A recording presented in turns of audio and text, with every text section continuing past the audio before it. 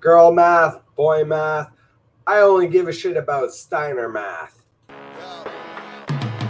This height be the type of shit that keep me up at night. Never short of a breath when I spit my rhymes. Clever forms I express every fucking time. Bring me back to the light when I ain't feeling right. This life, something special when I'm on my grind.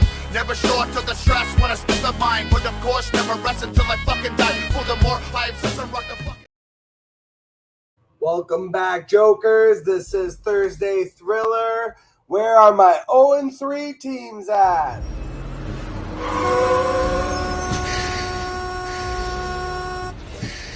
Hey, hold it!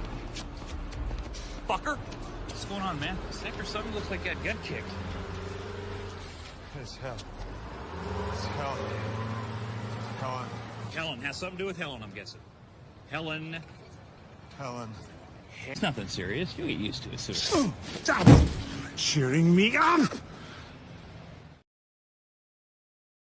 Add Justin Fields and DJ Moore to that mix. It's been a rough season already for some teams, but hey, there's a lot of teams out there that are crushing it, and hopefully you've been following along. I've got like 20 teams going. I think two or three of them are 0-3. Unfortunately, I got a lot of Nick Chubb and Najee shares, and both of those are sinking for different reasons. But hey, we're going to go through the games. I'm going to skip Thursday. We're going to go right into the Sunday games with the early morning matchup over in Wee London with the Falcons and Jaguars. Oh, Joe, that ain't good enough. Come on, Joe. Thank you, baby. Thank you. You making blood come from my damn mouth. That's what I'm talking about, baby. You got to make blood come to the mouth. You can't just smack me and don't hit me hard. That's bullshit. When you hit a motherfucker, you hit that motherfucker. Let's kick their ass, motherfucker. Kick their ass. Let's go. I definitely feel like there could be a potential overcorrection coming with the running backs for the Falcons. So in this game, I'm fine playing Bijan and Tyler Algier. Overseas feels like they could lean on the run, the Falcons. Desmond Ridder, you're not playing in any situation. Kyle Pitts, unfortunately. It's tight end, so unless you have a better option, you can still just throw him out there on a hope and a prayer. And he's basically got the same chance as every single other tight end that exists in football. And then Drake London, unfortunately, I ate that one a little bit on the chin. I thought he would be more of the X receiver. It still feels like he's splitting it too much with Mac Hollins. So if you can bench him, I would. For example, if you got Tank Dell off of waivers, that's someone I would feel comfortable starting over Drake London. I would even maybe in the gross off there with the Bears Broncos be willing to start like a Marvin Mims and hope for the pot shot as opposed to Drake London, who it's very much like you're hoping for the gross kind of 5 for 65 and a touch. I don't know. I'm kind of just out on the Falcons other than the running backs. As far as the Jaguars, I feel like this could and should have been a rebound game, but now with it being the London game, who knows? But I will say that generally speaking, the Jaguars have always been the home team for the London crowd. I feel like they're going to support the Jaguars.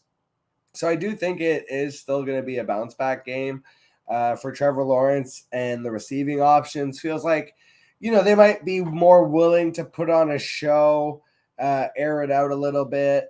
We'll see. The Falcons defense is pretty good. So, and they tend to run the air out of the ball. So I don't know how much of a high scoring matchup you can really hope for.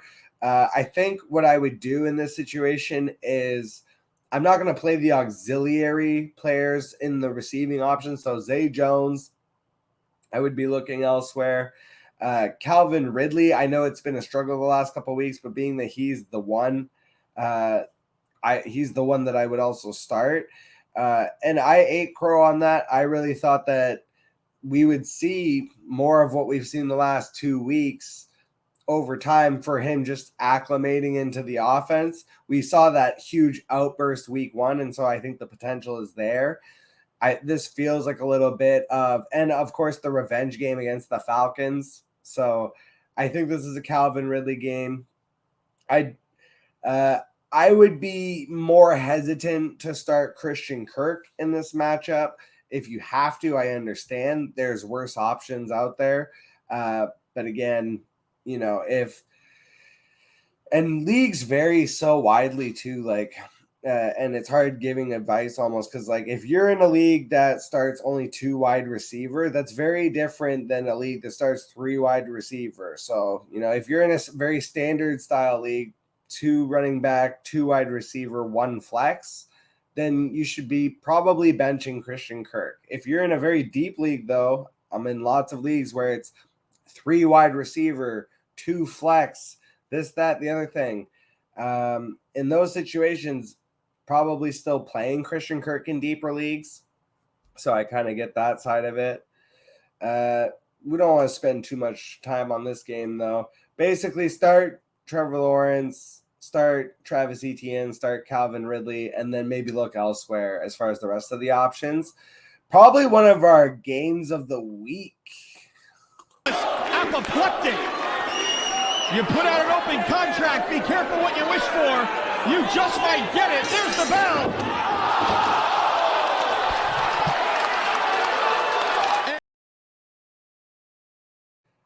Miami at Buffalo could absolutely turn into a knockout after what we saw last week. Not just from Miami, but the Bills. The Bills have looked really good. I'm expecting fireworks in this game. I know the Bills' defense is really good, but the Dolphins, man, the A-Chain breakout is real.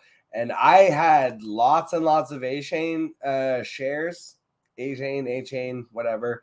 I have lots of shares of him, especially in best ball, but even on tons of dynasty rosters, I actually jokingly found him on 3 separate taxi squads in different dynasty leagues that I'm in because he was a healthy scratch. He wasn't really relevant.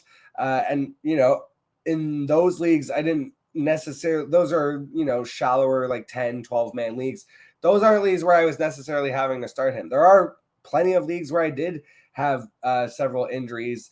I started A-Chain in Scott Fishbowl, for example, where I was where I've been struggling because I had Christian Watson, and now I'm of course forgetting who else.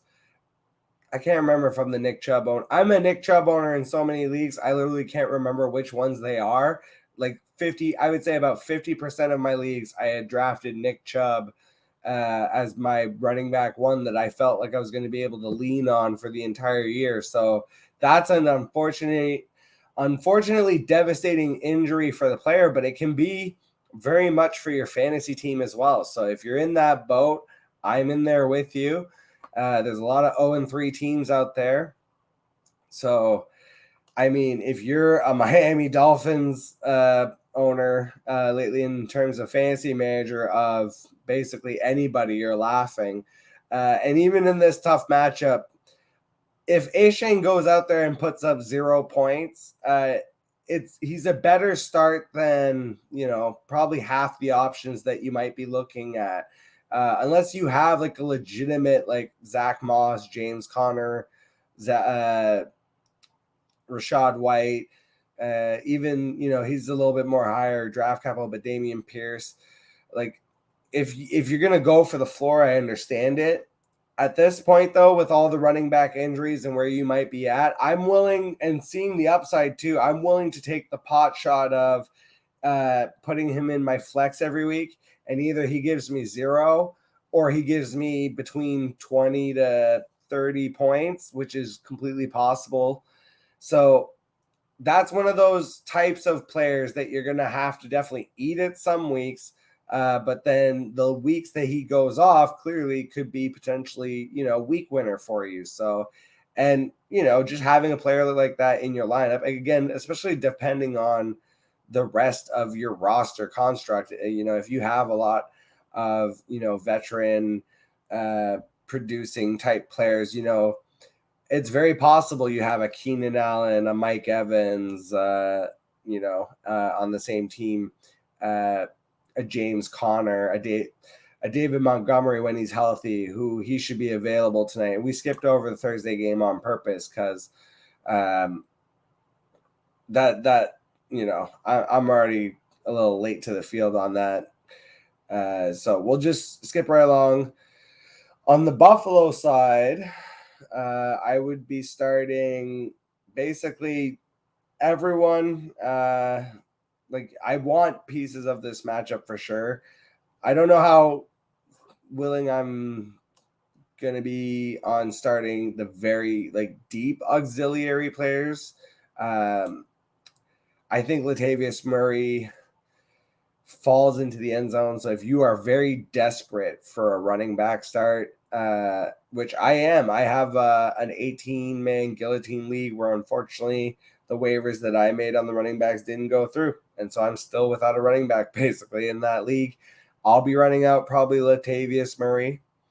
There are leagues like that exist. So you kind of just hope that he continues to see that goal line work that he's been seeing.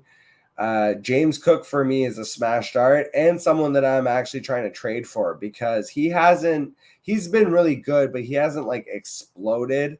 So if you have players, if you have a James Conner and you can do a James Conner plus to move over to a James Cook, I kind of like that move.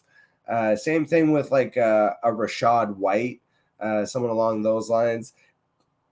I would be fine moving a Rashad White and, say a Tutu Atwell or a Michael Thomas, a wide receiver 3 that's still has, a little bit of name value and or upside and or is producing right now, a Marvin Mims that you maybe picked up off waivers. I would be looking to pivot into James Cook because, yeah, I get he's not getting that gross 1-yard goal line work. The fact that he's getting the majority of the actual running back touches, that he's going consistently over 100 yards all purpose every game, I would be looking to acquire him in as many leagues as possible before he does have the explosion game, because it's coming. His talent and the type of running back that he is, that's just where I'm at with James Cook. I wish I would have got even more of him in the offseason. I do have a decent amount of shares, not quite as much as I would have wanted, though. It felt like he got sniped from me a lot of times. So he was definitely someone that I feel like was being targeted by savvy fantasy football managers. Josh Allen, Stephon Diggs, we're not even going to talk about that's obvious. Gabe Davis, yeah, I'm taking the upside shot again. It's if he gets zero, he gets zero, but he's very capable of, if they put all the focus on Stephon Diggs and he pops off in a high-scoring matchup for 200 yards, you're going to feel like an idiot for having him on your bench. And shout out to @fantasy blue chip, Jager May. He was the one ultimately that convinced me to play Devon Achane. And it was the same kind of thinking of you don't want to be having that player that just goes crazy on your bench and then be like, oh, I knew I should have started him. And then the guy that you did start got 5 to 10 points. Even if you were right about the person that you started and they got, 11 to 15 points, you're going to feel dumb for leaving 30 points on the bench. It doesn't matter who it is. So I totally agree with him. And the list of Joker is going strong. It's a new segment that I had started, but I can tell you, fantasy blue chip. You just made the list! Oh my gosh. He's just going to be on the list forever. So he's always going to make the list. But we can get off this game because it's pretty obvious. Let's move into Minnesota at Carolina. You're playing everyone from Minnesota. I would even take the shot on KJ Osborne this week. We saw Carolina give it up last week and get in kind of a shootout. I feel like that could very much happen again. They're at home, which I like. The Vikings are going to be going up and down the field on offense and then giving it up on the defense. This could turn into the sneaky high-scoring matchup of the week. So if you're looking at, betting odds and best ball, this is definitely a game that I'm going to be targeting. The Adam Thielen revenge week on the other side. I'm starting exclusively basically for the Panthers. Well, not actually, sorry, I shouldn't say exclusively. I would be willing to start Andy Dalton in deep superflex leagues. So we're talking 12 to 14 and deeper. And again, superflex. I'm not taking that chance in single quarterback, even with how bad Minnesota's defense has been. Adam Thielen is 100% in my lineup. He's a wide receiver too. And, I already took my victory lap on Monday Mayhem. And I said Adam Thielen is going to be the veteran presence for this team. And if it's Andy Dalton again, it's, the upside is there for him to have another incredible game. I'm counting more on, 6 for 50 and a touchdown. But you get the revenge factor of him going up against his old team of Minnesota. So that should be fun. Dalton and Superflex, like I mentioned. Adam Thielen definitely makes my roster. Miles Sanders is in. And I would even play DJ Chark in this one. He had 4 for 80 last week, but it was on 11 targets. He's actually someone in deeper leagues that I've been targeting, especially after waivers went through. DJ Chark and Josh Downs was another one. DJ Chark and Josh Downs were 2 wide receivers that I was going and grabbing off waivers after waivers had run. So if you're looking for wide receivers, or even if you're just looking for flex options, which a lot of times what I will do, especially when the running backs start getting hurt like they are right now, only play the 2 running backs in the running back positions, and all my flex spots are going to be all wide receivers. I'm going to take the pot shots. And the guys that I'm looking for right now, DJ Chark this week as a spot start, and Josh Downs is more of like a season-long hold. But as long as Minshew's playing, I feel like you can play him as well. Next, we get to go. Oh, this has to be like the game. This has to be the game of the year. His hair, whack. His gear, whack. His jewelry, whack. His foot stance, whack. The way that he talks, whack. The way that he doesn't even like to smile, whack. Me, I'm tight as fuck. Justin Fields, my man, is on the absolute struggle right now, and so are the Bears. Everything is imploding over there. It is whack central, but this feels like the game. We just watched the Broncos get absolutely handled. Is this going to be the game where everyone tries to buy in on, it's a slam dunk for like tons of points because both defenses are so bad, but then it's like, yeah, but so are both offenses, and we get like a 19-16 game. That's really what this feels like. I am not playing Justin Fields in this game. I don't care. I have several leagues where I have Justin Fields. Coincidentally, and not surprisingly, those are several of the leagues where I'm 0-3. And whether it's Jordan Love, who I had stashed on rosters as like a potential backup if things went south, whether it's CJ Stroud, who I literally got off waivers in Megala Bowl today. And that's also where I have Justin Fields as a big shares in the Megala Bowl tourney. Shout out to the fantasy footballers. I'm not doing it. I will play DJ Moore. So this is like where I can kind of hedge my bet. It feels like if Fields has a big game, yeah, he'll do a lot of damage on the ground, but it also feels like DJ Moore will get his. And so I'm still willing to play DJ Moore. He had the gross garbage time touchdown last week to save you. He had the 100-yard game before that. He's the only game in town, basically. So I'm still in on DJ Moore. I'm out on Fields. I'm out on the running backs until they pick one. Like, I'm not playing Herbert or Roshan. And man, like I get it. Denver literally just got bent over by the Miami running backs. Their scheme helps immensely, and so does their speed. These are very different styles of running backs, very different styles of schemes. I would not just expect Roshan and Khalil Herbert to walk all over Denver in the exact same way.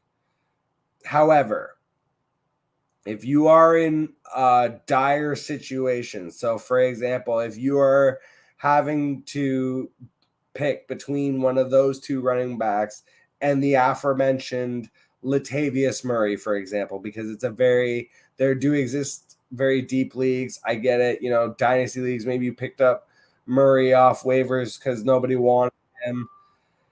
Those are situations where I would still play the Bears running backs, but it literally has to be that kind of situation. Melvin Gordon in 2023 might actually start a game for the Baltimore Ravens, who we'll talk about next. If you're making the decision between one of the Bears and one of the Ravens, like Melvin Gordon or whatever dusty running back that they found to run out as the backup, okay, fine. Give me the Bears. But other than that, like, I'm not about it. On the Broncos side of the ball, unfortunately, like, Javonte Williams, like, if you drafted him, you shouldn't be starting him because he's just not going to get the full workload. They're not giving it to him. Until I see him actually get that, he's not going to be viable in your starting lineup. He's going to get 5 to 6 plotting points and then come out of the game, unless he happens to get a touchdown, and then your upside is 11 points. So, like, what are we doing here? So don't play Javonte Williams until he's actually fully back. It's a miracle that he's playing at all, and I get it. But until he's getting, like, a legitimate 20 touches, there's no point right now. And it's also usurping value in terms of fantasy relevance from the other running backs in terms of Samaje Perine and even the rookie preseason breakout, Jaleel McLaughlin. For the receivers, Cortland Sutton is a Robitussin player. It's gross. It tastes awful, but it works. He's consistently getting targeted. He's getting red zone targets. He's kind of Russell Wilson's guy right now. So I would be willing to play Cortland Sutton. And in this matchup, if you're in a very, again, deep league, you're looking for a flex option, you're really hard up, I'm fine throwing Mims out there and Jerry Jeudy, as long as he's healthy and playing. Like, he conceivably should be in your lineup, but I understand, like, again, if you're in a shallower league and you have the option to sit him, I might. But this is a week too where, Mike Evans has that Lattimore matchup, and so that could be something concerning, and we'll get to that also later. We'll speed things up a little bit here. Baltimore at Cleveland. You're starting Lamar Jackson and Mark Andrews. I'm avoiding the running backs. You're starting Zay Flowers, and I'm avoiding Bateman, Odell. I'm not about that life. And especially because, this whole upgrade to the passing offense that we were supposed to see, we kind of really haven't seen. So I'm just kind of out on anyone that's not Zay Flowers, who, is a tremendous PPR option. Cleveland side of the ball, it's kind of the same thing. I'm willing to play, because of how bad tight ends are, fine, I'll play Njoku. You're playing Voldemort, Deshaun Watson, most likely. If you have another good option, I would pivot. For example, if I could play Jordan Love tonight over Deshaun Watson, I think I would because of the matchup. But unfortunately, it's like a lot of the streamers, I feel like their matchups aren't the greatest. Like Baker Mayfield's going to be on the road in New Orleans. Dobbs is going to be on the road against San Francisco. Mac Jones is going to be on the road against Dallas. Whoever Vegas has is going to be on the road against the Chargers. Technically, maybe Aiden O'Connell, the preseason darling, but then that could totally crumble. So you never know. Even if Sam Howell for some reason isn't starting and it happens to be Jacoby Brissett, it's not going to be much better because he's against the Eagles. So you're kind of stuck this week. I feel like CJ Stroud, ironically enough, with the Texans might be a pivot option. Russell Wilson, maybe, but probably not on waivers.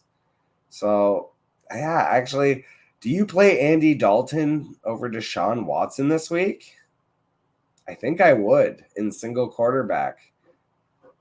That's kind of gross. However, still, I would start Amari Cooper. I'm not buying in on the whole Elijah Moore thing right now. Especially just like I need to see more from Deshaun Watson before I start buying into wide receiver 2s and 3s in that offense. So for right now, I think I'm just sticking to Amari Cooper and Jerome Ford. I think he's kind of the guy for now still, even though they signed Kareem Hunt. I would be willing to start him in this game just because of how bad, again, running backs are. Pittsburgh at Houston. This one hurts my soul because you would think that Najee Harris would be a slam dunk. Do you want to see me dunk? Sure. Yeah? Okay. Are you guys ready?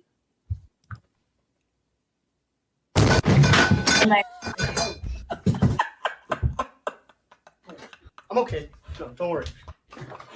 Does that always happen? That's Matt Canada running a fucking offense. Like, that's how bad it's been for Pittsburgh fans.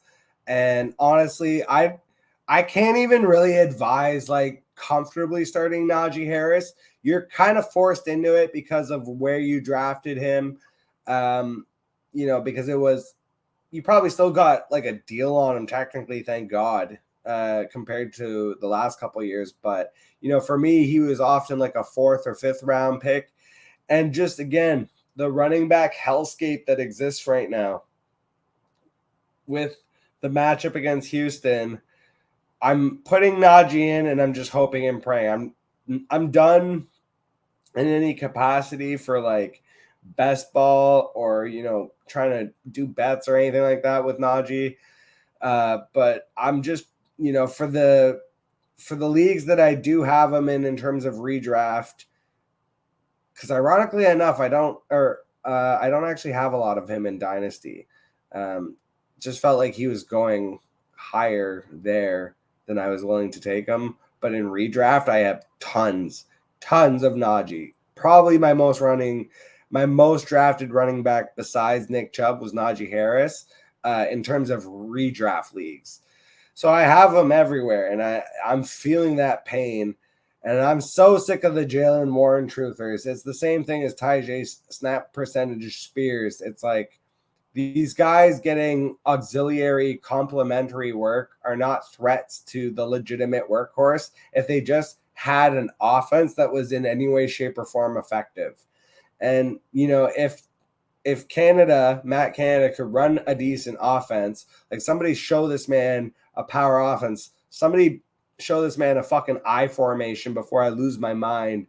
Like, if they just ran an effective offense, not only would Najee benefit, Jalen Warren would benefit too. You could actually use both of them effectively, and they would probably both be effective for fantasy football.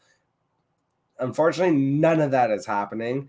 So the only person I'm starting with any kind of confidence week to week right now is George Pickens, because he's like the whole passing offense besides Freiermuth, who's not really getting a lot of volume and isn't taking the leap with Kenny Pickett that I definitely thought he would take. So maybe we could potentially see more of that, hopefully in the future, but that's not what we're seeing right now. But tight ends are so bad too. I would start Freiermuth. I'm starting Pickens comfortably. Najee, I'm starting kind of with a wink and a hope and a prayer. Jalen Warren, even in very deep leagues. Like if you're choosing Jalen Warren or Tank Bigsby, for example, like you're in that bad of a position, okay, fine, give me Jalen Warren. On Houston's side, surprisingly, like this is the offense to own right now. I think Dameon Pierce could actually be a sneaky good option this week, even though he's struggled. CJ Stroud, I know Pittsburgh's front seven is pretty deadly, but Stroud gets the ball out of his hands quickly. Our cornerbacks are not that great. And the fact that Houston's at home, I think Stroud can take advantage of this defense. If he can just consistently get the ball out of his hands quickly, avoid Watt in the rush, I definitely think that, Houston can do some damage here. And Tank Dell is definitely more the type of wide receiver in this game that I feel like will be effective against the Steelers. Nico Collins could still also be effective, but Tank Dell was definitely a hot waiver target. And if you were lucky enough to get him, I would be 100% starting him this week. And I'm even comfortable starting CJ Stroud because of how gross a lot of these other matchups are. We can jump into the Rams at the Colts.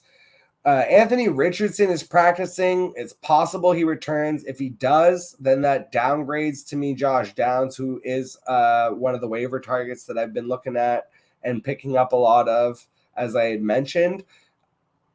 Minshew definitely makes him more of a viable PPR play. So if it's Richardson, for me, it's Anthony Richardson, Zach Moss, Michael Pittman, end of list.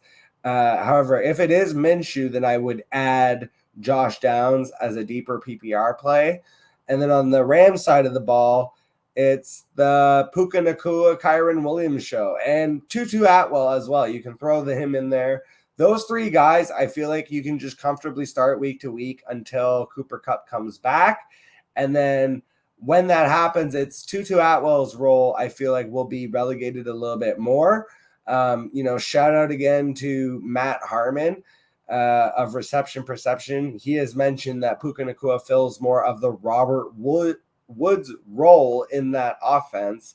So I feel like Puka will be fine working with Kupp, whereas Kupp kind of usurps a little bit of what Atwell does. Atwell will still shine and have his moments and, get his pop, but it'll be more effective for real life football as opposed to for fantasy football. And then I'm fine starting Stafford in this game. I don't feel like the Colts defense is kind of where it should be, especially in terms of the corners. So I think Stafford is a vet and can take advantage. So I would fire up Stafford. There's worse options. And we'll talk about it next. Tampa Bay at New Orleans. Baker Mayfield. This one, I've eaten crow on Baker Mayfield. I've been wrong about the Buccaneers just in general. I thought they would be much worse off as a team. They have been surprisingly much better than I expected. However, they did get handled by the Eagles, and the New Orleans defense is quality. They are basically just as good. They're pretty much close to as good as the Eagles. They are one of the best defenses in the NFL. Definitely top 10 for sure. And Marshawn Lattimore and Mike Evans, it's been a long rivalry, and Lattimore has often gotten the better of that rivalry. So you're still starting Mike Evans, but you should temper expectations. And this could definitely turn into more of a Chris Godwin game. So I'm starting him. In in deeper leagues, I'm starting Cade Otton, just because tight ends are such a shit show. If you really just need a deep PPR dart throw, maybe he ends up being more involved because of the whole Mike Evans Lattimore thing. So, and then on the other side of the ball, we could see Jameis Winston revenge game, which if that happens, then just fire up. I would literally, if it's Jameis Winston, I would be willing to start Michael Thomas, Chris Olave, and Rashid Shaheed. It might not be all three of them, but you don't know which one it's going to be. And definitely one of them, or probably two, or possibly all three are going to hit, it feels like. And this is the Alvin Kamara return game, and Jamal Williams now on IR. Kendre Miller hasn't shown out or anything. Kamara is walking right back into his old offense, his old role. So Kamara, 100%. If you were like me, I drafted Kamara lots of places. I'm getting the Kamara juice this week in Scott Fishbowl where I desperately need it. So Kamara 100% smash play. I love him this week. It just feels like the coming out party for Kamara is going to happen. And at the same time, it just feels like it's going to be a big game for Jameis Winston too. Whether he throws 3 or 4 interceptions is irrelevant. This feels like a big game. And I feel like Tampa could, push the scoring still, even if Mike Evans isn't having such a great game, because they do have enough with the rest of the offense. So I like this game. I'd be willing to grab a lot of pieces here. Washington at Philadelphia. This one is lining up to be a slaughter. I'm benching all of my Washington players if I can. If you have to start Terry McLaurin, I get it, but Jahan Dotson has been an incredible disappointment for fantasy. He might be one of the, if he had not been like a sleeper and drafted later, he would absolutely be one of the biggest fantasy busts right now because he has done nothing. Terry McLaurin could probably be fine against the corners and everything, but I'm not starting Brian Robinson. I'm not starting any of the quarterbacks. I'm trying to bench everyone I can for Washington. And then you're firing up all the normal people on Philadelphia. Next up, Bengals at Titans. I definitely, I guess I kind of was like right and wrong about the Bengals. I feel like Burrow definitely isn't right. And, it could be a couple weeks before he is. But as long as he's still playing, you're still going to be running out the Bengals wide receivers. So Jamar Chase is a lock in your lineup. T. Higgins, I would still be running him out if you drafted him. This is what you should have been expecting and why I had him technically as a bust just based on his ADP. Because we've never seen him, go over 1,200 yards or go crazy with the 12 to 15 touchdowns. Like that's just not, I feel like that's just not feasible and never was. And so that was the only reason I really had anything against him as a draft pick. So it's not to take like a victory lap on his talent because he'll have great weeks, but if you're expecting anywhere, Jamar Chase just by nature is gonna, you should temper expectations is what I'm trying to say. But you should definitely be starting both Chase, Higgins. I would start Mixon. And I would even start Burrow. I know Titans are tough defense and tough sledding for Mixon too. I get it. But you would have to have like a shallower league and much better options. Or if you're just in like a dynasty league and you just have all these great options, if you're like, oh, but I've got DeAndre Swift and James Cook. Well, good for you. Not everyone's in that boat. If you're deciding between Joe Mixon and Melvin Gordon, if you're deciding between, Joe Mixon and Josh Kelly, who's been complete poop 2 weeks in a row, with no Austin Eckler and decent matchups, like I would still roll with Joe Mixon in that situation. On the Titans side, I'm not starting anybody except Derrick Henry. And I get it. He was bad last week, but the whole offense was terrible. And Derrick Henry is going to ebb and flow this year as this offense goes.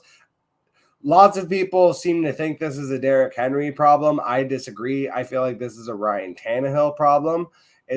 It's hard to be a successful NFL running back when you're on a really garbage team, which is what the Titans are right now, with Tannehill at the reins. And who knows, it may not necessarily get better as they shift to a younger quarterback, whether that's Willis or whether that's Levis. I don't feel like either of them are ready. So, and Mike Vrabel is stubborn. It could just be Ryan Tannehill for the rest of the year, but it will get better. And, Houston defense is still on the horizon in the championship. So if you have Derrick Henry, I would just be holding. But, if you're trying to sell him, it feels like now's not the time anyways, because you're not going to get as much for him. So just definitely hold the line on Derrick Henry. But I also feel like you can start him, even though the Bengals are a pretty tough defense. Like, what else are you going to do? Again, you would have to have really good options. If you were somehow in a league where you were like, well, I've got Derrick Henry, James Conner, and James Cook, and I only have to start 2 running backs, and I'm also loaded at wide receiver, I'd be like, well, obviously then start the 2 Jameses, leave Henry on the bench, kind of wait and see. I definitely don't feel like he's just going to be put out to pasture or anything, so it definitely feels like there could be some more rough sledding in the early part of the year, and we've seen that through his whole career. But by the time snow falls, the Yeti will cometh. Next, moving into the afternoon games, and we'll just wrap these up real quick. Vegas at Chargers, start everybody. Even if it's Aiden O'Connell, I'm fine starting Devontae Adams, but that would limit the other option in Jacoby Myers. And, if you're still trying to play Hunter Renfrow at this point, give it up. I have already. Michael Mayer is also not really a thing. So it's Devontae Adams. And then I would still play Josh Jacobs. I know it hasn't been great, but you just keep playing. Again, a lot of these running backs just haven't performed in the early part of the year. But what are you going to do? Like, Jacobs was traded in one of my home leagues, and right away people were chirping because they felt like the owner that traded Jacobs away didn't get commensurate value, which I understand, but Jacobs it's been really bad. And, that manager didn't want to have to carry Jacobs anymore. And the other manager that they traded with just happened to strike first. It is what it is. It's not a trade that I personally would have made, but as commish, I'm not there to, I'm like one of the never veto people. Like, if it's not straight up collusion, which 100% it definitely wasn't even close, didn't even come close to sniffing the sniff test of collusion. I was like, yeah, I might not agree with it, but I'm not going to prevent it either. Like, that's a grown man with his own team, his own thoughts, opinions, views on the world. And not only that, but it does help that with this context, this is a fantasy football manager that I happen to know marches to the beat of his own drum when it comes to fantasy. And you learn from players like that. I love players like that have differing opinions, especially from myself.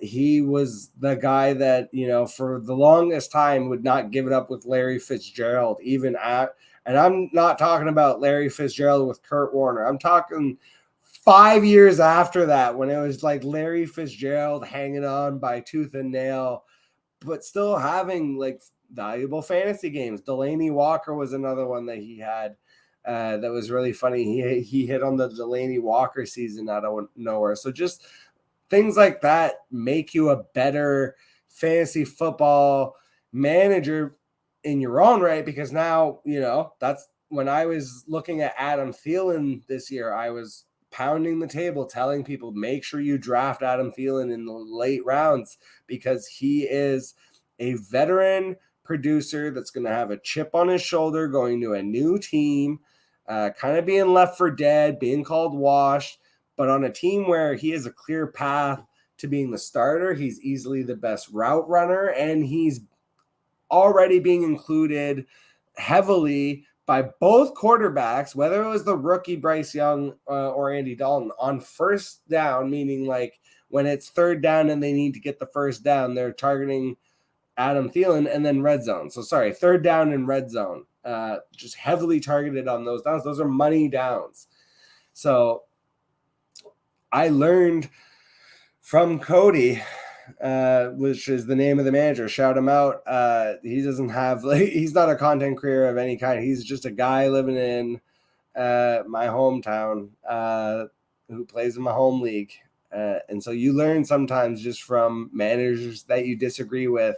And that's also in the same vein of, content creators. I definitely strive to look for content creators that I disagree with, especially, if I'm going to have them on the show in any capacity. Like, I want someone who's going to argue with me. So I said we would keep it moving, keep it cruising here. On the Chargers side, Eckler rumored to potentially return. If he does in any capacity, you play him. Josh Kelly at this point, I feel like we should have all learned the lesson.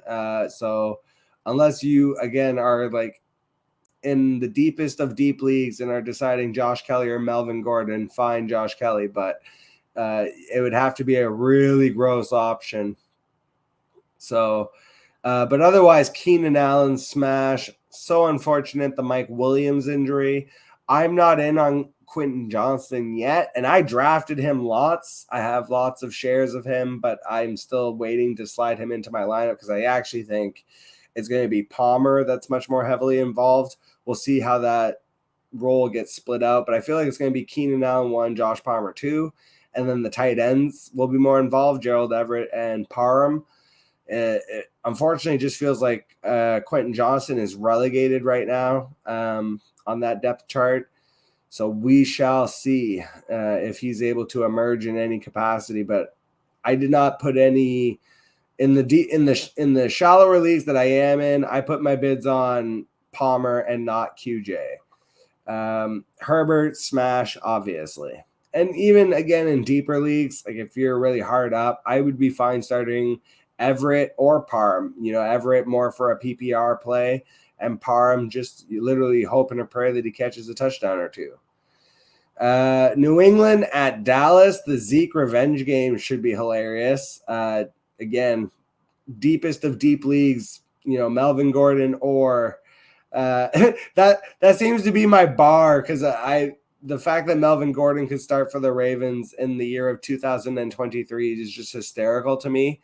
But yeah, this honestly doesn't pose as a good matchup. Dallas is going to be looking to, I feel like, bounce back on offense and defense after losing to the freaking Cardinals. So I'm trying to avoid any New England players, but if you're really forced to, I would be fine, I guess, with Mac Jones in a deep super flex. And I would start Ramondre and Zeke. But again, you have to be in dire straits. There are plenty of, if you're in any capacity to play, honestly, I would start the Chiefs. I would rather start Pacheco or McKinnon. I don't know about CEH. That's going pretty deep. Who else here? It's just so gross. Like Rashad White in a bad matchup. Kyron Williams, if you were able to get him, I would play him. Zach Moss is a play. Yeah, it's rough in these streets for the running backs, especially this week. Like there's really some bad matchups this week. So yeah, I would in a rough instance, I would be willing to start Ramondre and Zeke. And you just hope again, for Ramondre, you're hoping that he sees the receiving work that he should. And for Zeke, you're hoping that he sees the red zone and a touchdown. And against Dallas, I could see Bill Belichick trying to give him that. So, and then on Dallas side of the ball, Tony Pollard, that was one that I was very wrong about. Just by pure volume. The fact that he's standing up to the volume is really good to see. So he's an RB1 rest of season, even against New England. The fact they're at home, so I feel better about it. Tony Pollard smash. Dak Prescott, no. You can't play Dak Prescott. You need to unload Dak Prescott in any way, shape, or form or capacity that you can. Whether that's straight dumping him to the waiver wire as a landmine for another owner, or if you are able to trade him to some unwitting owner in your league, you need to do that ASAP because I only really see 2 game scripts for this team. If they're down, they're not going to be down by much.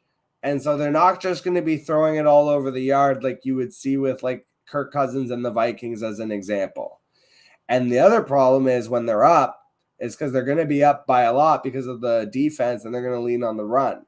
So it feels like every game is going to be a Tony Pollard game no matter what. And Dak's ceiling right now feels like 250 yards, 2 touchdowns, no rushing upside really. Like that's at a max, like 20, 25 fantasy points is his absolute ceiling. And then in the other weeks, like we saw week 1, they destroyed and they didn't even need him. He could easily go out there and throw 150 yards, 1 touchdown, and do nothing else, and they could smash the other team. And the fact that that can happen on such a routine basis scares the bejesus out of me for fantasy football. So Dak for me, I am just completely out. I would start, there's so many quarterbacks. I would start Geno Smith. I would even start Daniel Jones this week. And again, this is not real life. I'm not going to get in a whole real life debate because I think Dak is a good real life quarterback. But we are talking strictly for fantasy football right now. Daniel Jones, Geno Smith, hell, whoever starts for the Raiders, it doesn't even matter if it's Aiden O'Connell or if it's Jimmy Garoppolo, play them. Probably, if it's Gardner Minshew again, I would play him. CJ Stroud, 100%.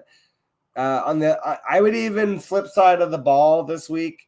I think Kenny Pickett potentially is like, he's equal. If you go look at the fantasy points, Kenny Pickett and Dak are basically equal in fantasy points. Russell Wilson, 100%. I would play Justin Fields over Dak. Andy Dalton, smash right this week over Dak. Like it's that bad for fantasy football strictly. So again, out on Dak. For me, it's CeeDee Lamb, it's Tony Pollard, and I'm just avoiding everything else in this offense if I can. You'd have to be in like really deep leagues to be kind of putzing around with Brandon Cooks and Michael Gallup and whoever else. Cardinals and 49ers, James Conner, nobody else. I mean, you can hope for Hollywood's actually been kind of consistent. Maybe, as long as he's healthy, I'm wrong about that too. So you know what? Let's actually say James Conner and Hollywood because of, again, there's still lots of wide receiver injuries as well. And just, again, going back to this idea that we're going to just consistently put wide receivers in the flex as opposed to running backs because of how bad running backs are and just the matchups again this week. Hollywood is fine. James Conner, it just doesn't even matter anymore, the matchup. Just you play him every week, and he might have a bad week at some point, but you could do worse. San Francisco is all systems go. Whoever is playing, so whether that's Debo, whether that's Ayuk, even in limited capacity. George Kittle. So traditionally, going back, I don't know if this still stands. I'd have to kind of crunch the numbers this year, but Arizona traditionally throughout history, in recent time, so over the last 3 years that I can really remember for fantasy football, constantly gives it up to the tight end. This could be the George Kittle smash week where he has like the tight end 1 week. That would not shock me at all, especially if Debo and Brandon Ayuk are limited. So Kittle is a smash play for me. I grabbed a couple shares of him in best ball for a couple weeklies that I did. So Kittle 100%. I would play Brock Purdy here, and you should probably start that Christian McCaffrey guy. I heard he's pretty good. Yeah. Chiefs, Jets. Yeah. The fact that the Jets would insult us by going out and signing Trevor fucking Simeon, like that's in any way, shape, or form a replacement. Like the Jets at this point are 100% a sinking ship.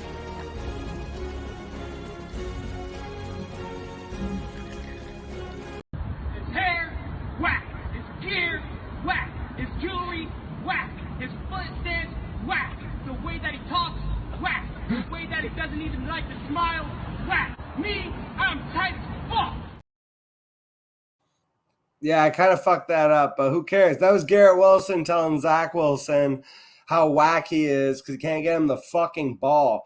Garrett Wilson is the only viable fantasy asset left on this team. The offensive line is in tatters. That's the whole reason Aaron Rodgers basically got injured in the first place.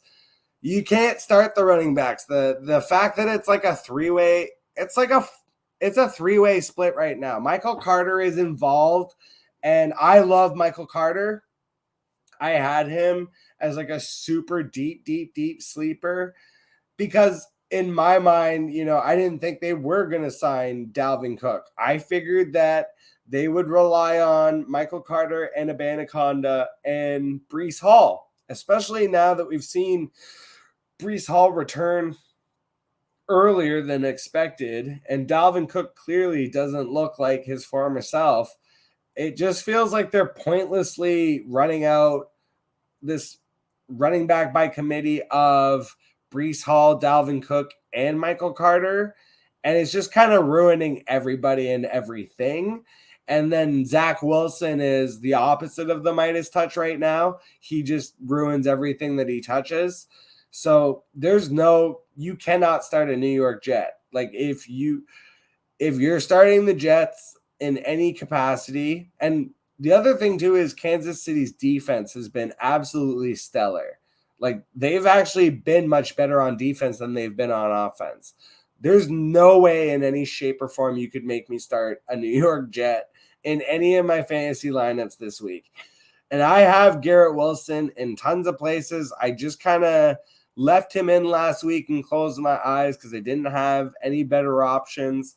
This week, I was able to get a lot of better options. And when I say better options, I'm literally talking about I would start Josh Downs over Garrett Wilson this week. I would start Marvin Mims. I would start Tank Dell. I would start probably Hollywood Brown even. Like,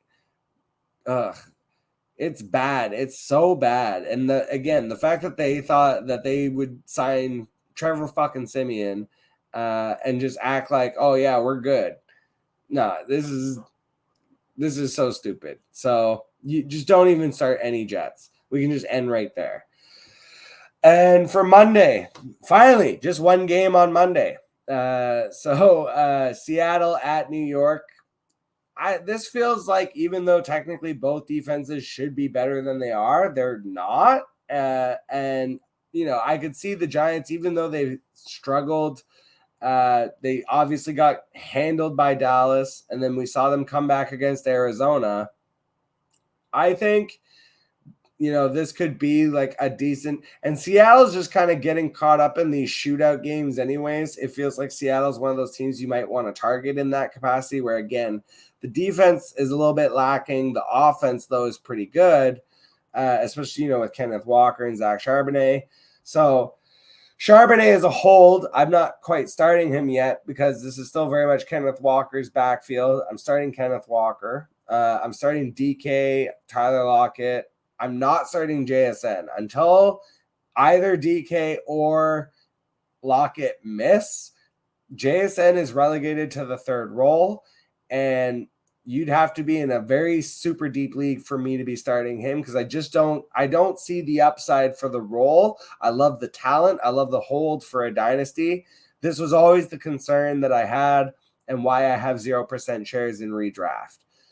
On the Giants side, you can start Daniel Jones if you're in a pinch. So I had mentioned I would start Daniel Jones over Dak Prescott. In deep super flex, I don't completely hate it. It's been rough. It's definitely been rough goings, but he has shown that he can have decent upside for fantasy. And, Darren Waller I'm throwing in, even though it's been bad. Tight ends have all been bad, so you're just kind of still rolling with that. For the wide receivers, I'm done. I'm not trying to guess which wide receiver could have a good game in this offense. And then if Saquon starts, I would play him. If it's Matt Breida again, I was forced to start him last week, and I was like so thankful that he fell into the red zone, but he was otherwise basically uninvolved. And so I would not be starting Matt Breida if Saquon misses. So this is for me, and I don't think Saquon's going to play, to be honest. I I think his ankle thing is a little more serious than they're trying to let on. So for me, you're going to be able to play Daniel Jones just kind of as like greater than the sum of all of his parts together. And then Darren Waller kind of, you hope. But otherwise, like, there's not really much else going on in this offense. And just like it feels like there's not a whole lot going on in this week. It just feels like all of the matchups, except for, Miami, Buffalo, Minnesota, Carolina, Denver, Chicago, Baltimore, Cleveland's, I guess, is rivalry. But a lot of these, I don't know, they just feel a little one-sided. Like New Orleans, Tampa Bay, I know it's rivalry, but that defense for New Orleans is just so good, and they're at home. I just feel like maybe that one could surprise, but Philly, Washington, again, rivalry, but that one just kind of sucks. It just feels like a lot of these, it's all a lot of divisional rivalry games, so maybe we'll get surprised because those can kind of turn weird and turn on their head, but, you would assume like San Francisco handles Arizona, Dallas should handle New England, Kansas City's going to roll the Jets. That's obvious. Yeah. Cincinnati, I mean, Tennessee's, the Titans just aren't a very good team. For real life football purposes too, I think the games that I'm really going to be focusing on, Miami, Buffalo, that's the big one for sure. I'm always going to check in on my Steelers. I think the other one that's really interesting to me, though,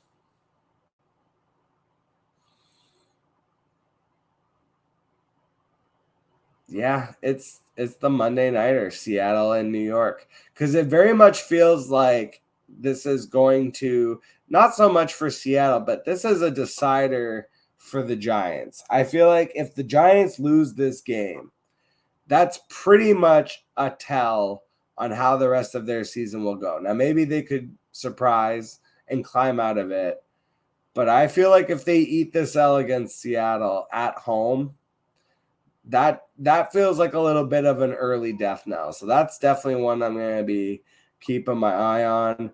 And then I'm curious to see what's going to happen with that Vegas Chargers game from a real life perspective, because if it is Aiden O'Connell, who was tremendous in the preseason, can he parlay that performance into a real life NFL game and establish himself even, as an NFL backup and potential future starter? So that's pretty much all I've got this week.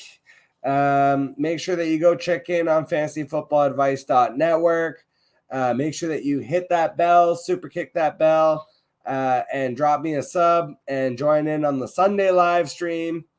Enjoy some Thursday night football and catch you all on the flip side. He's running down the middle by the 50. He's at the 30. He's bare-chested and banging his chest. Now he runs the opposite way. He runs at the 50. He runs at the 40. The guy is drunk, but there he goes. The 20. They're chasing him. They're not going to get him. Waving his arms, bare-chested. Somebody stop that man. Here comes